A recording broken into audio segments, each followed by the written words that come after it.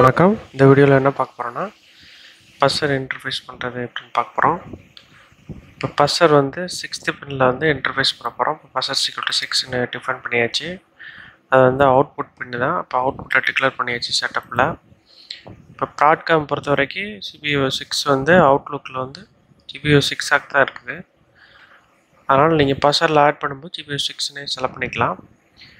Button வந்து press பண்ணுறப்ப previous எக்ஸாம்பிளில் button press பண்ணால் எல்இடி ஆன் ஆகிற மாதிரி ஆஃப் ஆகிற மாதிரி பார்த்தோம். அதே மாதிரி புஷ் பட்டனை ப்ரெஸ் பண்ணும்போது பஸ்ஸர் ஆன் ஆகும்.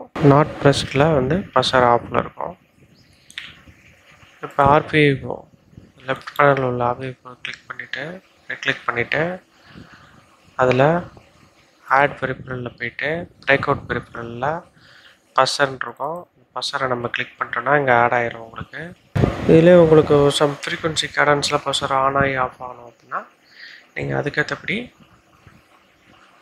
டைமிங்கை வந்து உள்ள டைம் டாட் ஸ்லீப் அதை வந்து ஆட் பண்ணி பஸ்ஸரை வந்து அந்த கேடன்ஸில் நீங்கள் கொண்டு வரலாம்.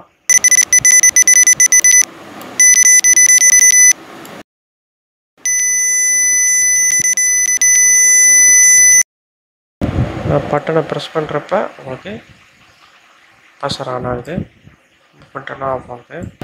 இந்த வீடியோ பிடிச்சிருந்தா லைக் பண்ணுங்கள், ஷேர் பண்ணுங்கள். ஏதாவது டவுட்ஸ் இருந்தால் கமெண்ட் பண்ணுங்கள். அப்படியே இந்த சேனல் சப்ஸ்கிரைப் பண்ணலாட்டி சப்ஸ்கிரைப் பண்ணுங்கள். தேங்க்யூ ஃபார் வாட்சிங்.